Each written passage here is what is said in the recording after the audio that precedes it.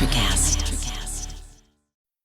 Hey business owners, we know you know the importance of maximizing every dollar. With the Delta SkyMiles Reserve Business American Express card, you can make your expenses work just as hard as you.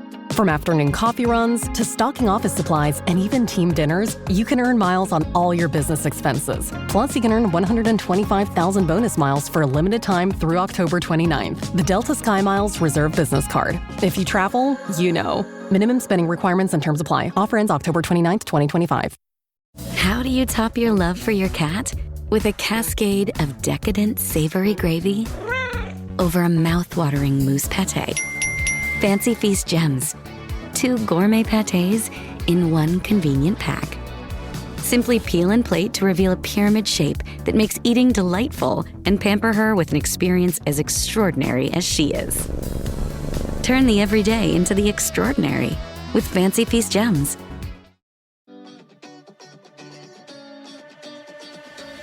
Welcome to Her Extraordinary Life by Design, where we celebrate women who are shaping their lives one extraordinary day at a time.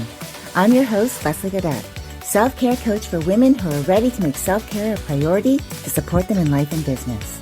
Every week, I'll be speaking with inspiring women from various walks of life who will share their personal journeys and will discover how they have fearlessly carved their own paths as business owners, passionately pursuing their dreams and creating a meaningful impact on their communities. So let's get started. Hello and welcome back to Extraordinary Life by Design podcast. I'm your host, Leslie Gaudet, and today we're talking with Lena Nasserdeen. Netta is a globally recognized thought leader, visionary, and advocate for personal and professional empowerment. As the founder and CEO of Rise Up For You, she has inspired over 100,000 individuals and partnered with Fortune 5 companies, tech organizations, and educational institutions using her proprietary Rise Power Up method. A 2-time TEDx speaker and best-selling author, Netta has shared the stage with icons like Tony Robbins and Les Brown, and her work has been featured on major platforms like Apple TV, Bloomberg, and Amazon Prime. She's also dedicated to philanthropy, including teaching soft skills to youth in juvenile detention, an effort that earned her the OC Sheriff's Award. I absolutely love that. Netta, I'm so excited to welcome you to the show today and dive into what you do. So welcome. Thank you, Leslie. It's an honor to be here. Thank you. Well, it's an honor to have you. You've inspired so many people, built a global brand. You've spoken on global stages with Tony Robbins, Les Brown, and you've collaborated with some incredible companies, educational institutions. And again, I understand, and I'm sure you do too, you've probably asked this question before, but we know that every journey starts with a spark. It starts with that backstory. So can you take us back to the beginning? Like, what experiences shaped your pathway into the empowerment work that you do? And what ultimately led up to you building Rise Up For You and ultimately your proprietary Rise Power Up method? Yeah, thank you for that, Leslie. So I actually started as a performer. I used to tour the world internationally as a singer and a dancer. And soon after that, I realized that what I really loved about performing was actually making an impact and building relationships with the audience. So soon after that, I became the executive of an education corporation. I realized through performing that I had a love for teaching and empowering.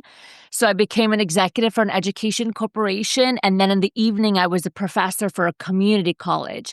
And I will tell you that in every industry I've ever stepped in, whether it was performing, education, college, whatever, nonprofit work, that the biggest challenge I continuously saw was a gap in people's skills. So amazing students, amazing professionals that had PhDs, master's degrees, you name it, they were getting in their own way of success because they struggled with emotional and social intelligence. They struggled with the ability to lead effectively. They struggled with being able to communicate with influence, with self-confidence, with all the soft skills that no one ever teaches us. And so I started to become obsessed with what is the idea of success and what does success mean?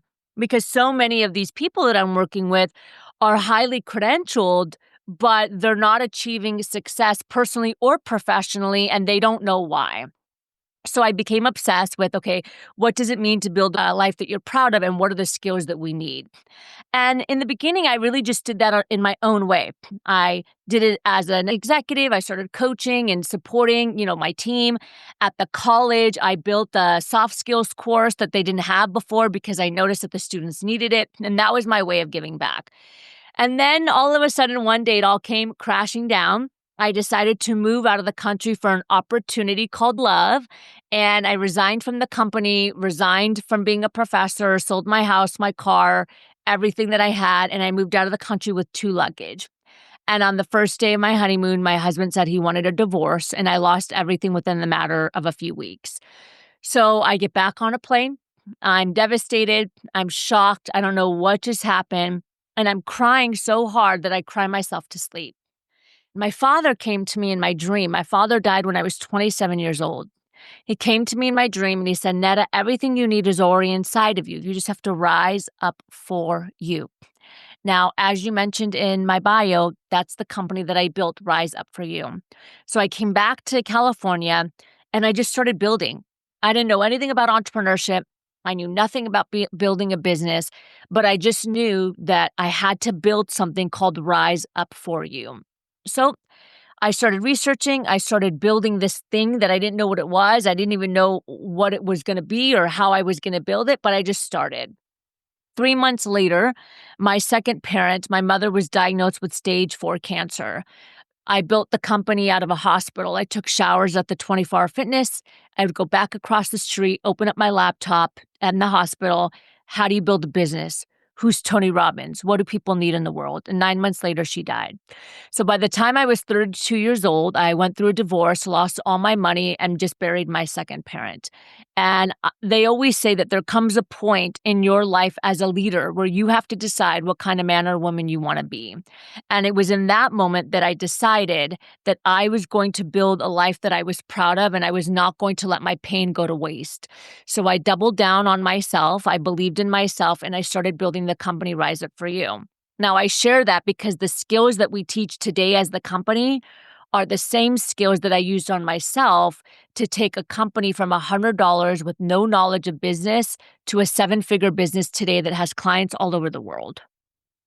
Yeah, I love that. And I love the fact too that a lot of people think that you have to be brave. You have to have that courage first to step into it. And you just knew the what and the why, but you didn't know the how. And I think that's important for people to really recognize because again, it's not up to us right now to know the how. We just have that burning desire for the why, like the what that we want to do. And I love that you leaned into that. And Thank that's you. incredible. And again, you talk about soft skills, and this is what I want to get into because you built your company around like elevating skills such as soft skills, things like the leadership pieces, the emotional intelligent pieces, communication and confidence. So my question for you is why do you believe that the soft skills that you teach are so important? In fact, the most essential power skills for sustainable success today? Yeah. Well, first, all the research backs it up. So, research today even shows that 80% of your sustainable success is by soft skills. Because when you think about it, let's say we have 2 resumes in front of us. You can have 2 people that have the exact same degree, that have the exact same credential. Now, who are you going to choose? They're both equally qualified, they're both technically qualified. But research shows that it's the soft skills, your ability to communicate, your ability to lead, your self-confidence, your ability to have influence that actually pushes you to that next level. And so they always say that your technical skill will get your foot in the door. Maybe, right? It depends how competitive your industry is. But it's the soft skills that helps you be seen, be heard, and be relevant that takes you to that next level of success. And that's only professionally. Now, if we talk personally, think about how many people have gone through things in their life that have been really challenging, and they spend the rest of their life stuck in that story, right? And so they never really reach their full potential because they haven't learned how to manage their belief system, how to manage their behaviors, how to use the pain that they have and build resilience to elevate themselves. And most individuals, unfortunately, are not performing the way that they could be. That's why 92% of individuals never accomplish the goals that they set out for themselves. Only 8% actually do.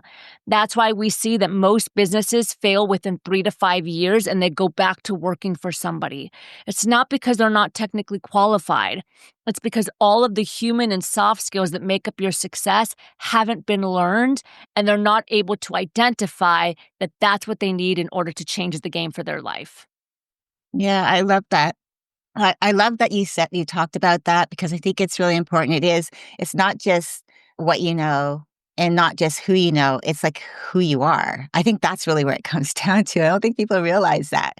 So I want to ask you, what's a soft skill that you believe, especially as high achieving women, that we often undervalue, that you believe changes everything when developed? Yeah, I'm gonna share with you 4 soft skills. These are the 4 that there's a lot of soft skills, right? But there's 4 in particular that my team and I have identified as the most critical for every organization and every individual. So the first soft skill, which is hands down the most important, is self-confidence. 83% of professionals say self-confidence is their number one challenge. Now, I want you to think, how much money or opportunity are you leaving on the table because of perfectionist mindset, imposter syndrome, not trusting your intuition, self-doubt, not feeling enough? I mean, I can continue to list it on. So that's the most important. The second soft skill is emotional and social intelligence. Now, this has become a buzzword today in society, but it's actually very, very robust and very critical. There's 18 soft skills under emotional intelligence. This is our number one program because of how important and critical it is, because it addresses everything from the self to relationships with others. So it's like the full gamut of soft skills. The third soft skill is being a transformational leader versus a transactional. And this has nothing to do with you having a team and everything to do with how are you making an impact and how are you showing up in the world? Are you passing down your knowledge? Are you able to see potential in other individuals and help them elevate themselves beyond yourself? And the fourth soft skill is the most important and the most difficult, and that is influential communication. So not just communicating, but your ability to communicate in a way where people that are receiving the message are drawn to take action. They want to go do something. They feel empowered. They feel inspired. They're going to buy the product from you. They're going to give you the promotion. They're going to trust you. Whatever it is, even in the household with your kids, being able to communicate in an influential way where your kids say, yes, mom, or yes, dad. And so that is the fourth highest level of soft skill that we teach. Yeah, I love that you talk about your soft skills, especially many people wouldn't even think about naming skill sets that are outside of the technical or what you're even trained to do, the things that you're good at your job or in your corporate environment, whatever that looks like in your business. So I love that you talk about it. And I want to dig into the communication piece just a little because, again, I believe it's important, just like you had said, it helps us to express how we feel, what we want, what we need, how we want to live, how we want to lead, how we want to love.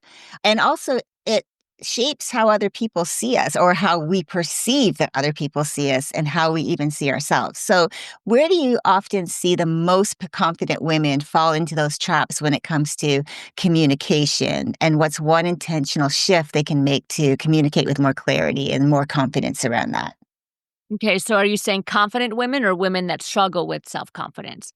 I wouldn't say necessarily that they struggle with self-confidence. I'm more around the communication piece because I think this is where I think a lot of relationships break down because they don't know how to communicate with each other. I always believe that we're saying men and women are saying the same thing. We're just using different words. And Yeah, I think it's the same thing when it comes to our relationships with our peers, our colleagues, with people in our lives in general. So with that being said, when it comes to that communication piece, where do you find that we could, and it doesn't yeah, really, I guess, have to be women, fall into those traps when it comes to communication, like the trap of like how to say it better rather than how to say it authentically, I guess is what I'm trying to yeah. say? Honestly, the trap that we fall into that we hear all over society is just be yourself. And I don't believe in that. I believe in being yourself with the ability to modify for the person that's sitting across from you. And I think that this idea of like, just be authentic, just be you and do you has really gotten a lot of people into trouble because it's allowed people to just say whatever they want and then use the excuse of, well, I'm just being honest. Like, this is just who I am. Right. And that's not soft skills. Soft skills is being able to be authentic, but being able to adapt your communication for the person that's in front of you so that it's a win-win situation. And so one of the things that we see is that people often communicate with their communication style. Like we all have different styles of communication, right? So I'm more assertive, I'm more direct, I'm more of a straight shooter. But I understand that if there's a person that's sitting across from me and I can tell that they're a little bit more timid and they're a little bit more shy, I'm not going to come at them, right? I'm going to change my communication in a way that's a little bit softer, that's more warm, that's more inviting, so it creates a safe dialogue. And then I might have another person that's sitting across from me that's a straight shooter, that's no fluff, that doesn't want any junk and wants to get to the point, and then I'm going to speak that language. And so the biggest thing that we need to understand is it's not about how you communicate, it's about how does the person receive communication information, and then how do you modify your communication accordingly. Yeah, I think that's so important. It's again comes back down to that emotional intelligence, right? And I don't think people realize it's not just about knowing yourself. So when people say just be yourself, it's not just about knowing yourself. We have Right. to also understand that our body language, the words we speak, they land a certain way with other people. And it's Yes. understanding that and being adaptable. So I love that you talk about that. One of the things too, before I move on to some of the other things that you're doing, I want to ask you about the youth that you work with in juvenile detention. That really is really, I feel like that's such an important and incredible thing that you do for the younger generation because a lot of people tend to now, I don't know what it is, but I've just noticed like the older generation, and it's probably happened with the generation before us looking down on our generation, my generation, and then, moving forward. How do you what made you decide to do this? I really feel like this is such a great thing that you do because, like I said, we tend to like look at the younger generation and kind of not necessarily write them off, but there's that perception, there's that judgment piece, and I love the fact that you've decided and you've gone in and you're giving these soft skills to our younger generation, which I think is important. I don't know if people realize that because they're going to be leading the world one day. So I just curious, like what took you into that part of what your business, like what you do, like what drove you to work with Yeah. them? Yeah, I would say that most of my life has been dedicated to youth. So I really didn't start leading adults until I became an executive, right? And then obviously as an executive, I had a team of 200 under me. And then I started working with adults and training and coaching them. And I got to tell you, it wasn't as fun in the beginning. I'm like, oh, kids are so much better, right? But my whole career, even when I was a performer, on our off days when we weren't like performing, we would be teaching in the community kids around the world music. And so I love seeing kids light up and I love seeing their mind shift because they're still young enough to shift, right? They understand that, oh, well, mom and dad or my teacher or society told me this, but their mind is still very open to possibility. And I really do think that the youth are the world. And if we don't teach them and raise them right, then our world will come crashing down. And we're actually seeing a lot of that today, especially in America, where our youth have been misled. And now there's just a lot of challenges that are happening. I mean, everything from COVID to things in society and politically. And so I've always believed that youth are super important. I was a K through 12 educator. I was a professor. I worked for a charter school. I've been in every type of education environment as an educator, and I've seen two things.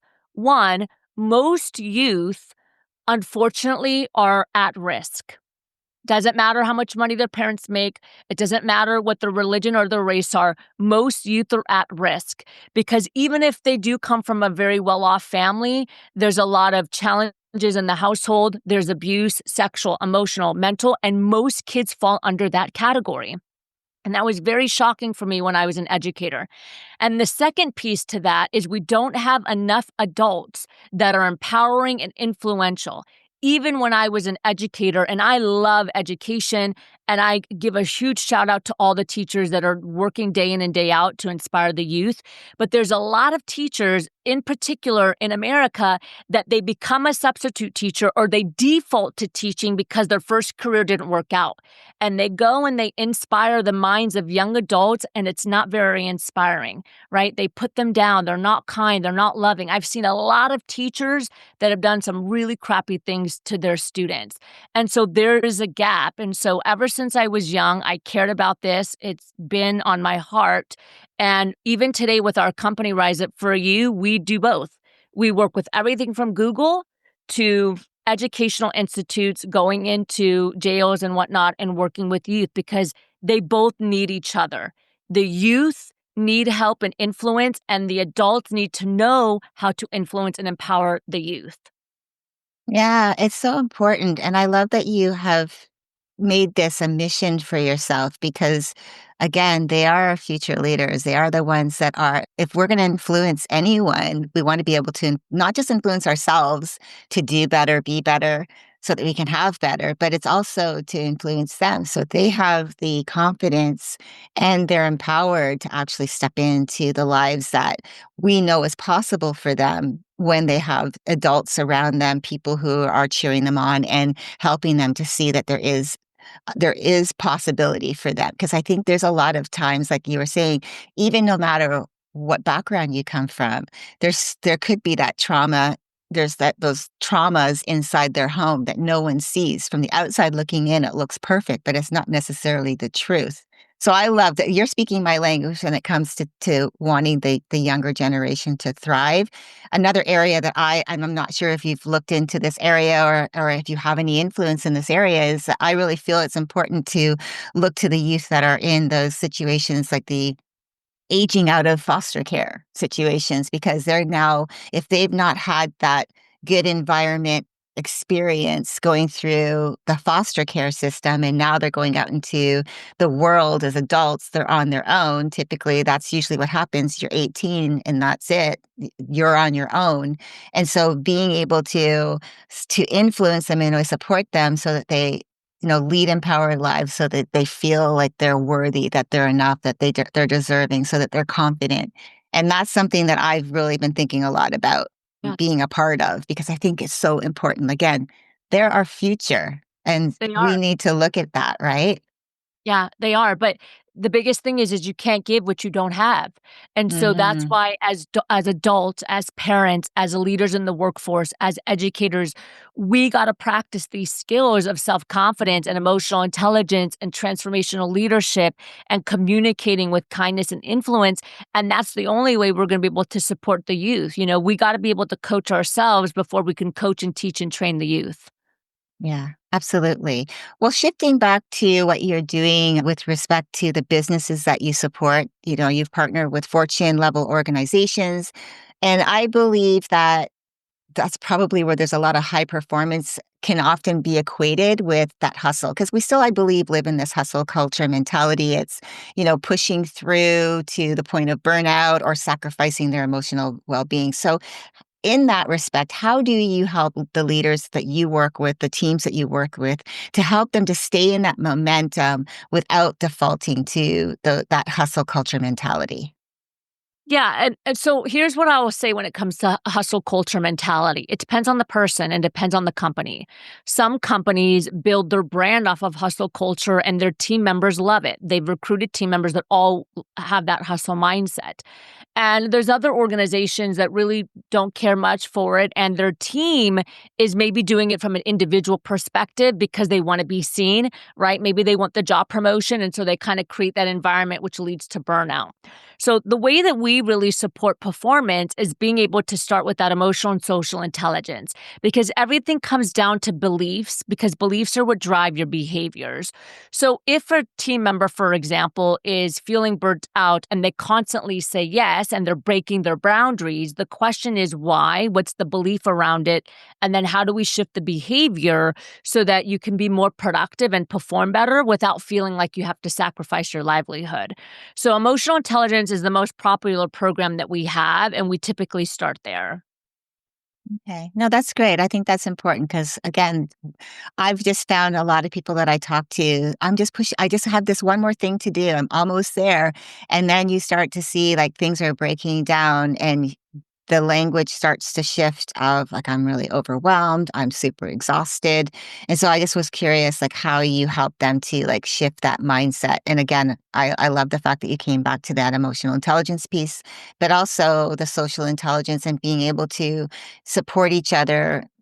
I think that's really important too, is having those organizations to understand, even if you hire someone who has that hustle culture, loves that hustle culture, to still make sure that they are taking care of themselves. It shouldn't be at the expense of their well-being, even if that is the environment that they're Yeah. working in, right? And So it's I love really that. all about creating boundaries too, because like our team here at Rise Up For You, I would say we have a hustle culture. Like we are very entrepreneurial, we're fast paced, we like to get things done, we like to move, and we have this feeling of urgency, right? And I've created that culture, and I will say that. But we also have boundaries, right? We don't start work before 9 a.m. PST and we end at 5 p.m. PST, and there's no text or anything after or before that. Right. Even if a team member does message me, I don't respond. Okay, we don't work on the weekends unless we have like a massive keynote somewhere around the world and we're doing something really really cool. We honor everyone's time. They have flexibility. They could work from home. Family always comes first, so if they have to pick up kids or do certain things, like we've created a hustle culture that has boundaries and regulations around it, right? And I think that that's the most important, and a lot of people unfortunately, don't get me wrong, you have seasons in business and you have seasons in life which are more abundant than others, where you're like, we just got to get this done. But if it's a consistent pattern for somebody where they constantly feel overwhelmed or they just can't catch up, then that means they've created an environment around themselves that doesn't have boundaries and they haven't taught people how to treat them. And then we have to come back to, why are we baking our own personal boundaries?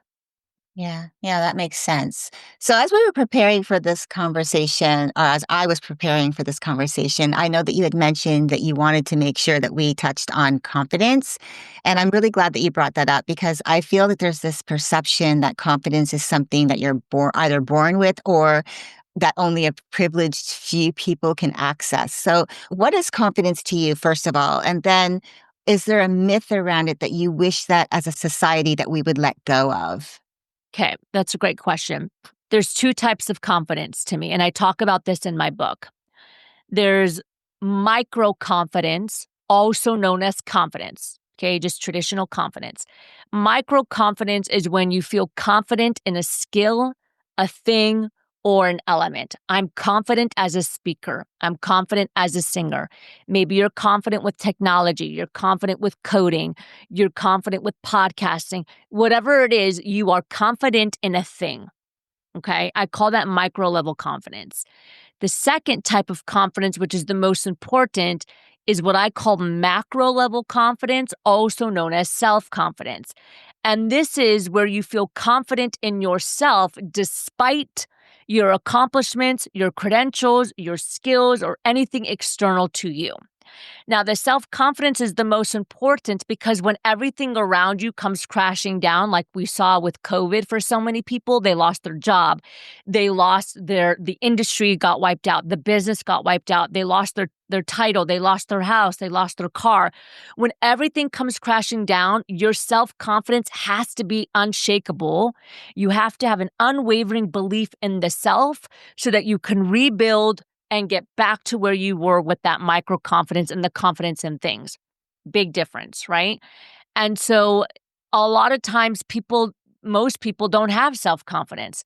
They've spent their entire life building micro level confidence and building more accolades and more accomplishments and more degrees and more this and more that. And the problem is that they spend their whole life chasing and they never feel enough and they don't know why. Do you know, I'm sure you do, Leslie, and I'm sure those of you that are listening, do you know somebody, or maybe it's you, that you reach the next level and you're like, yes, I got there. And then you go home and you're like, I still don't feel successful, right? Or that you accomplish the next thing and you're like, I don't know why. I still don't feel like I'm doing enough. And that's because the self-confidence wasn't built. Now, self-confidence, everybody is born with self-confidence. The challenge is that the second you're born, your self-confidence is tampered with depending on the environment, the parents you're born into, the society you're born into, the culture you're born into. Everything around you shifts your self-confidence the second you're born as a baby. And many of us, unfortunately, aren't born into situations that reinforce the self-confidence. We're born into situations that crush it and take it away. So then you have to rebuild it. So we're all born with it, and most of us have to rebuild it over time because it was crashed, it was crushed when we were younger.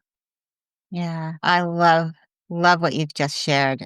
Really loved what you just shared because I think there is that difference. Just having like you were saying, the micro confidence is just the typical traditional, but the self-confidence, yes, absolutely. I talk a lot about that too. And I think it's about accepting and trusting your own voice, your own decisions, your ability to do things. And I think maybe as an example, I came from a corporate environment where I worked in law for so many years. And that I just knew like the back of my hand, like no problem, good at what I did. And then stepping into something else and stepping into coaching and not really knowing because I'd never actually experienced it before. I've been doing the other for decades and I was just stepping into something new. And so it's just leaning into like my skill sets and learning about like one of the things which was really important to me was learning about emotional intelligence and really understanding and diving into that because I think it's so important. And then, from there, building on my skill sets so that I could serve my clients the way I really truly want them to feel about themselves, which is that not only being confident in their typical skill sets, but actually being confident in who they are, not just what they do, not just the titles that they have. So I love that you brought that in. Thank you so much for today. I mean, I really love your story. I love what you do. I love the idea of rise up for you. And again, how that came to you is incredible, like through a dream. But I love the fact that you didn't just like say, oh, well, like it was just a dream. You actually looked for ways to actually figure out what does that mean? What can that look like? And then your mission, not only through impacting other people to live like adults, to live their lives with more authenticity, to really step into being their best selves, but also the younger generation. Because to me, I think that's so important. And so again, thank you, Netta. I have just loved our conversation today. Thank you. Thank you so much, Leslie. Yeah. Oh my gosh. Thank you. And to our listeners, if you'd like to connect with Netta or learn more about the Rise Up For You platform, her book, or her leadership programming, you can find her contact information in the show notes. Remember, everything we talked about today, from communication to confidence to leadership, it all comes back to how we choose to show up for ourselves first. When we lead from alignment and stay connected to who we are, not just what we do, we create that ripple effect that touches every part of our life, inviting more ease, more clarity, and more joy and meaning into the way we lead, live, and love. Until next time, keep dreaming, keep believing, and keep designing your extraordinary life one day at a time. Thank you for joining me on Her Extraordinary Life by Design. I hope you've been inspired and empowered by the incredible stories shared on this show. If you enjoyed this episode and the conversations we've had, I would greatly appreciate if you could take a moment to leave a review. Your feedback and support mean the world to me, and it will help others discover the podcast and join our empowering community. Remember to hit the subscribe button so you never miss an episode. Together, we can continue to learn from these amazing women, uncover their extraordinary journeys, and be motivated to create our own lives by design. Thank you again for tuning in. Until next time, stay empowered and keep shaping your extraordinary life one day at a time.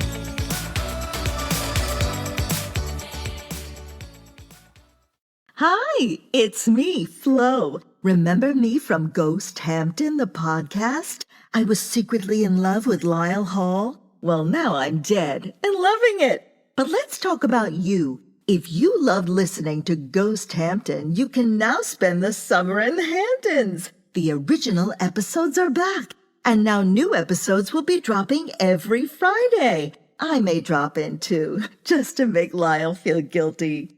Ghost Hampton, the podcast, is now streaming everywhere. Ever thought about starting your own podcast? Do you have a business or a message you want to share with the world? Well, now it's easier than ever with Electricast. Hi, I'm Mark Netter. And I'm Peter Rafelson. We're the founders of Electricast Media. Whether you want to start a new podcast or already have one, join Electricast to grow your audience, monetize your content, and build your community. With our simple sign-up, you get free promotion, world-class analytics, premium ads, and personal support. Go to electricast.com and join our community today. Electricast. Transform your influence. Electricast. Electricast.